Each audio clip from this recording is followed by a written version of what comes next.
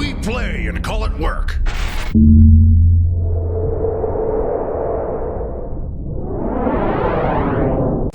Hey folks, Janene from MiniWarGaming here with another how-to video for you.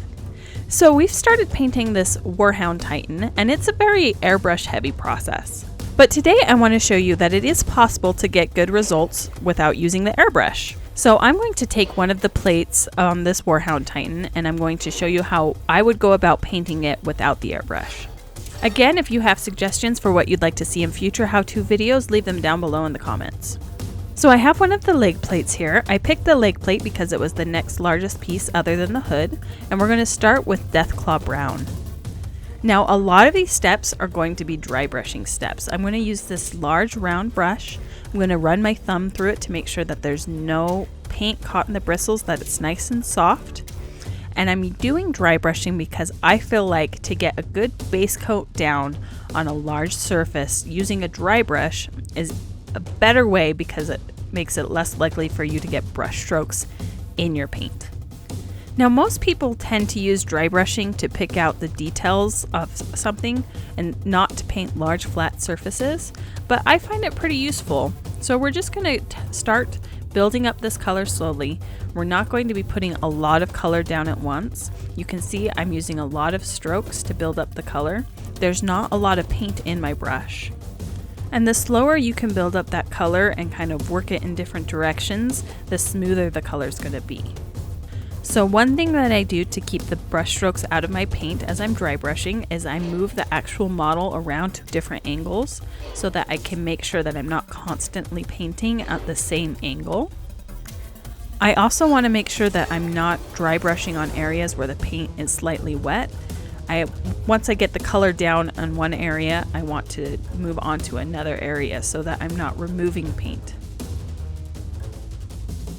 This is kind of a time-consuming process. It's going to take us a few different layers to get a good coat of paint down, and each of those layers is going to take us a while to actually get on the model because, as you can see, this dry brushing isn't a quick technique. It is smooth and I think that it gets good results, but it requires a lot of moving of the brush. Also, fair warning, nothing ruins your brushes quite as fast as dry brushing. It has a tendency to really fray your ends and to get pigment built up inside the brush, so don't do it with your expensive brushes. Here you can see we've worked up a nice layer of that Deathclaw Brown. Next we're going to do the same process with Tau Light Ochre. So again, I'm going to take a very soft dry brush and I'm just going to start working up the color, moving it around, using lots of different angles to make sure that I don't get too many brush strokes in one direction, and just start building up the color. It's going to take me 2 or 3 layers to work up the color I like. And the same would be true if we were airbrushing. It's just better to work the color up slowly. It's smoother and it makes it so that you have more control and you can blend it better. Here it is after the Tau Ochre is entirely painted on there. Next we're going to move on to Flayed One Flesh, which is really going to start to brighten things up. And it's going to turn these browns into creams.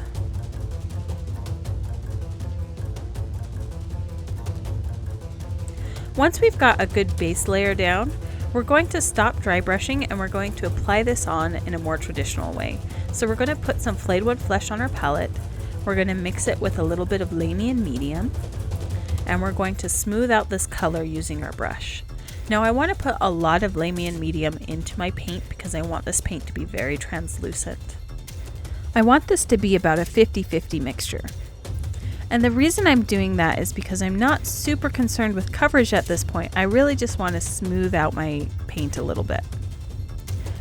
Now I'm going to be putting some clean water on my palette as well, and I'm going to be using this to just quickly help me blend.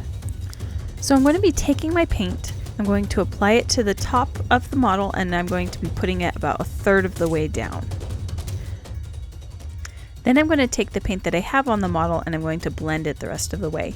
So I quickly wipe my brush off on my paper towel, I dip it in the water so that it's very wet, and I take my paint and I pull it down the rest of the way down the plate. I'm constantly taking my brush and wiping it off on my paper towel to make sure that I'm removing all of the paint that I can, and I'm just using that clean brush and the water to blend that transition. and to move the paint that I already have on the model further down.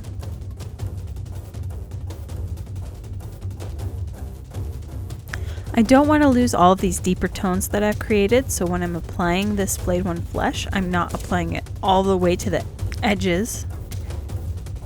And again, I'm just putting a little bit of paint down and then I'm blending that paint all the way down to the bottom, and that's going to give me a very smooth gradient. And a nice natural highlight where the top of this metal plate is brighter than the bottom. Here it is now that both sides are done. It took me 3 layers of doing that blending process of the Flayed One Flesh till I got a level that I was satisfied with. I wasn't concerned about doing multiple layers though, since the paint was so thin. Next we're going to use Ceramite White, and we're going to create another highlight just along the very top ridge. Again, I want to make sure that this is really thin paint, so I'm going to put Lamian Medium in it in about a 50-50 mixture. Another dab of clean water on my palette. And this time I'm really only going to apply the white paint along this upper ridge. I'm not going to go very far down before I start blending it at all. So wipe my brush off and then blend this down into the Flayed One Flesh. Constantly wiping my brush off on the towel to remove any excess paint that I've gotten there. And using the clean brush to blend the transition.